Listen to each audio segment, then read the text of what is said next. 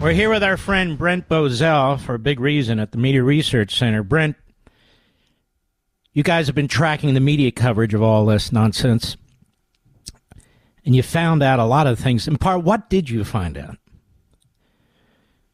Well, look at the numbers and then look inside the numbers.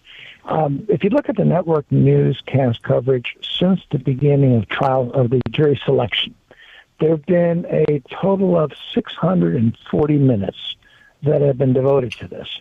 Now, that's a huge amount, and you can say, well, look, it's a trial where the former president is on trial. So, and I'll agree with you that it's an important issue. But I would also remind you that there have been other important trials, such as the impeachment of Bill Clinton, such as Benghazi with Hillary, such as an alphabet soup having to do with Joe Biden, and there's been no coverage of that. But let's put that aside. Look at the 640 minutes. 244 of those 644 minutes have been devoted to attacking Donald Trump. So 1/3 of the coverage that was done on this was not in any way pretending to be even-handed.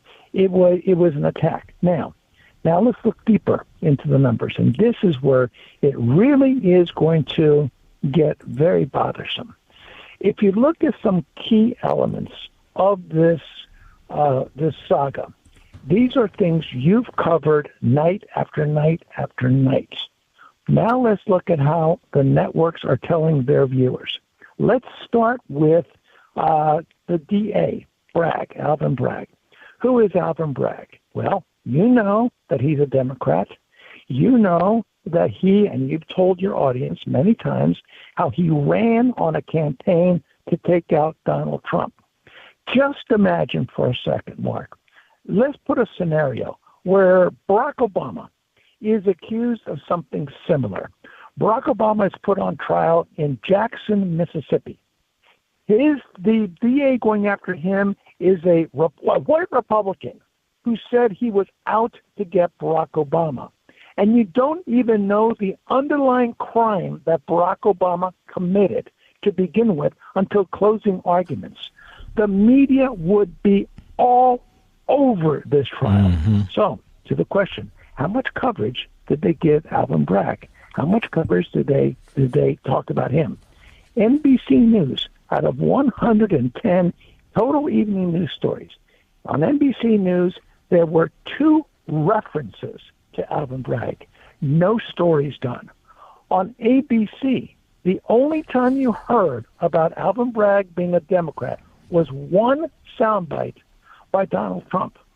On CBS News, there wasn't a single reference to the political agenda of Alvin Bragg in the entirety of the coverage. Not once. Now, Mark, here's the point, and I'll give you a couple more examples if you want. Here's the point. This was done on purpose. This is not the bias by ignorance. This is not something that they didn't know. They are fully aware of what I just said. This was a deliberate attempt to go in for the kill for the Biden campaign. They're doing the Biden bidding. They saw the opportunity to put Biden ahead. By the way, I don't think it's going to work.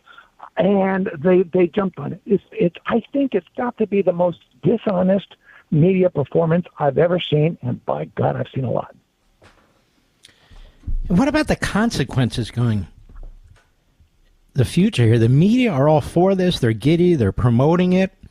But look at the election system now. The election system is in disarray. You have Jack Smith, who is criminalizing election challenges that in the past have been perfectly constitutional and legal. Now you have Bragg, who's criminalizing events, and we don't even know what the crimes are, reaching into federal jurisdiction, and we don't know exactly what he's reaching into. It's so amorphous. I mean, if the Supreme Court doesn't step in, it's not going to get cleaned up. You're going to have DAs all over the country doing this sort of thing, aren't you? Yes, and what concerns me is that fully 1/3 of the American people have absolutely no idea what you're saying. If you look at the polls, Donald Trump is ahead 46-44. If you look at people at the 32% of the American people who still say they get their news from those 3 networks, Biden is leading 55 to 35%. Now, why wouldn't he be leading? When you have got this cone of silence over anything that might be controversial. Let me give you another example. Michael Cohen. Michael Cohen was the centerpiece of Donald Trump's defense. Michael Cohen is a serial perjurer. Michael Cohen has been convicted of this. He's about the most disgusting public person I have ever heard of. Okay, so 1/3 of the total coverage of this trial was devoted to Michael Cohen. How much time would you guess out of 640 minutes was devoted to discussing the fact that he'd been convicted of perjury?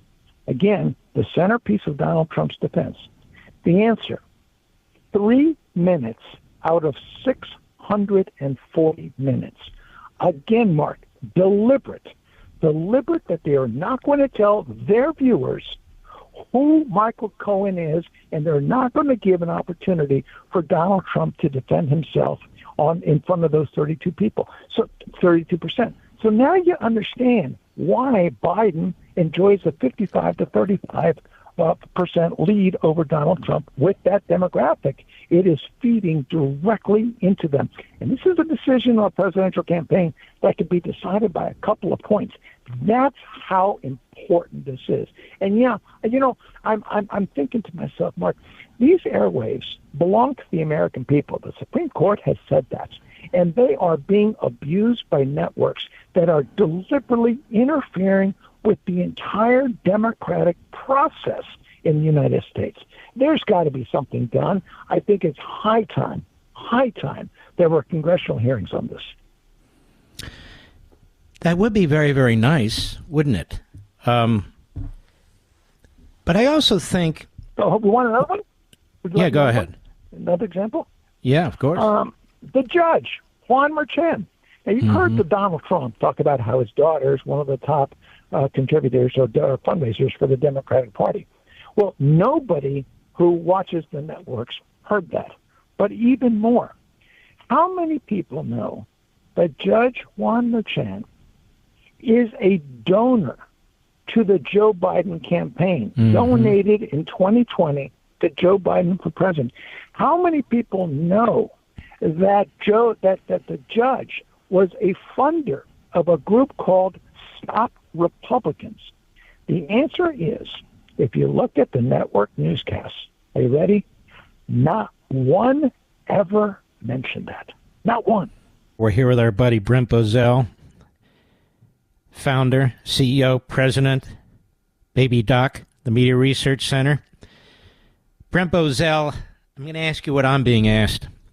So going forward here, do you think this will have an impact on the election? I mean, we know the media will use this as an opportunity to constantly ding and bang and hammer Trump on behalf of Biden. Do you think that'll have an impact? It can't help, right? I think it will. I think it will. I think it's going to help Trump, and here's why. If the MAGA nation will be more solid behind him than it's ever been before. That's point number one. You will have no defections. Number two, you've had some people who have defected from the Biden camp because of economic issues. That's the one thing they care about. They care about inflation. They care about mortgage rates. They care about the price of gasoline. They don't give a damn about this. And they're not going to change their votes back to Biden when their issue is pocketbook issues, not to mention the border, not to mention Israel, and so many other things that the Biden administration has messed up. And then thirdly, I think there's going to be a segment of the soft Biden vote that's going to look at this, and it's going to believe that there's something fundamentally unfair and fundamentally wrong. And then they're going to see Donald Trump on the campaign trail, Donald Trump in rallies where he's going to have 100,000 people behind him cheering him on. And people are going to start second-guessing this. It's just my hunch. I don't think this is going to hurt them. I think this is going to help them. Mm-hmm.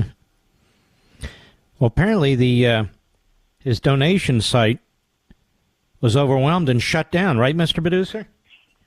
What is his donation site again? DonaldJTrump.com, DonaldJTrump.com, folks. Joe Biden is now fundraising off of the Trump verdict, Brent Bozell.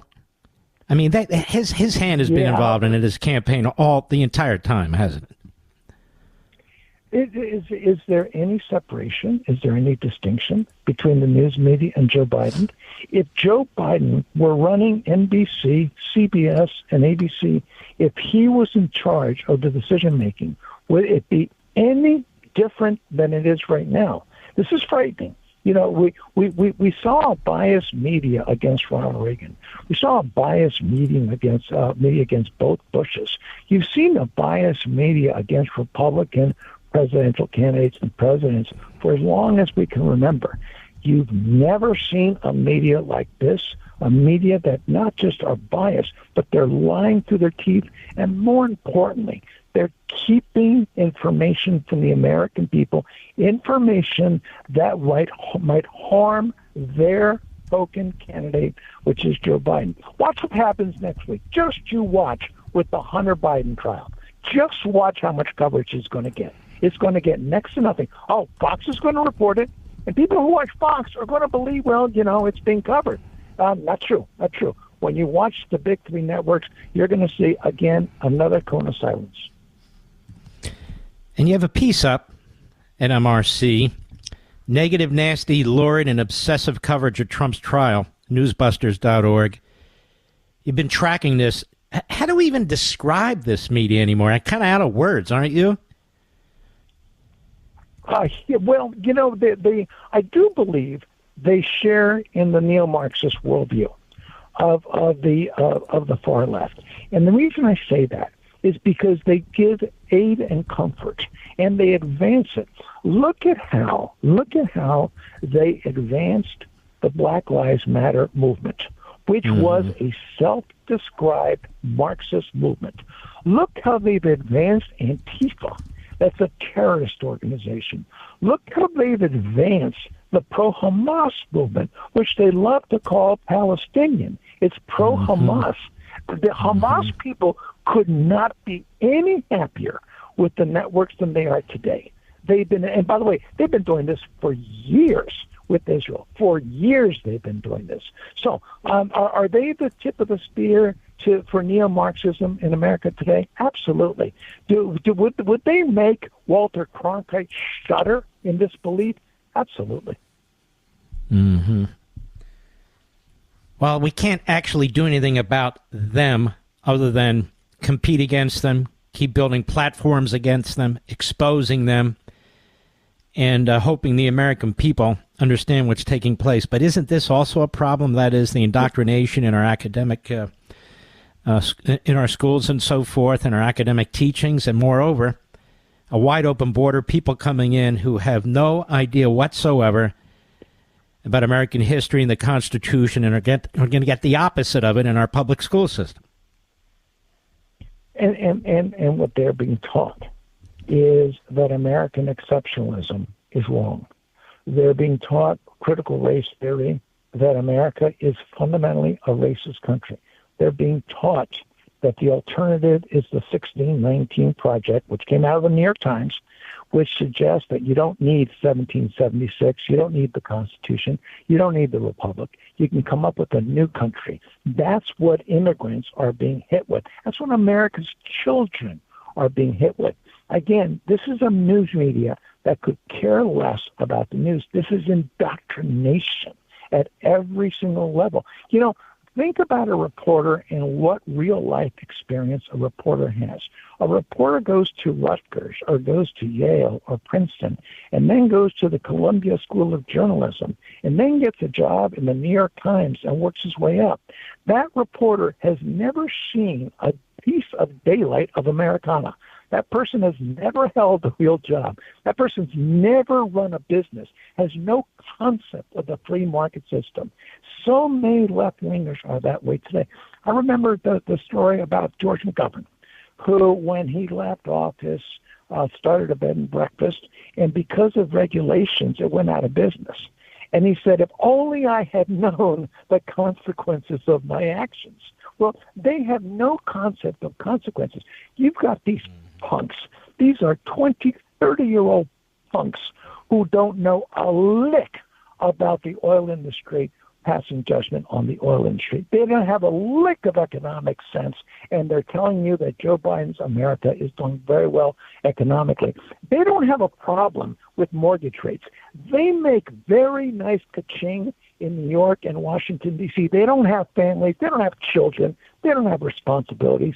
But out there in real America, where you have families and you have children, like my children have their children, they're struggling when the price of gas has gone up under Joe Biden, has gone up 46%, when inflation has gone from 1.9%, which was the average under Donald Trump. He brought it down to 1.4. Biden took it to 5.5. When you've seen mortgage rates go up 156%, where people can't buy homes. That's real America. People in Washington, D.C. don't have that problem. They just rent apartments and live the good life and go out to restaurants and Starbucks every single day. That's a false economy. In the real world, which these reporters have never visited, it's quite different and it's quite tragic. Mm-hmm.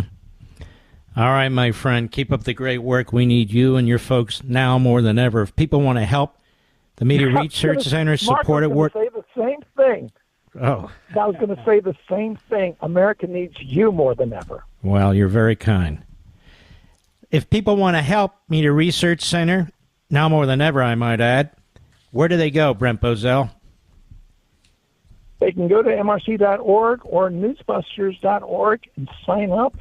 There's all sorts of ways you can give money, but sign up and become part of the movement. All right. God bless you, my friend, and your family. Give my best to everybody. Thank you, Mark.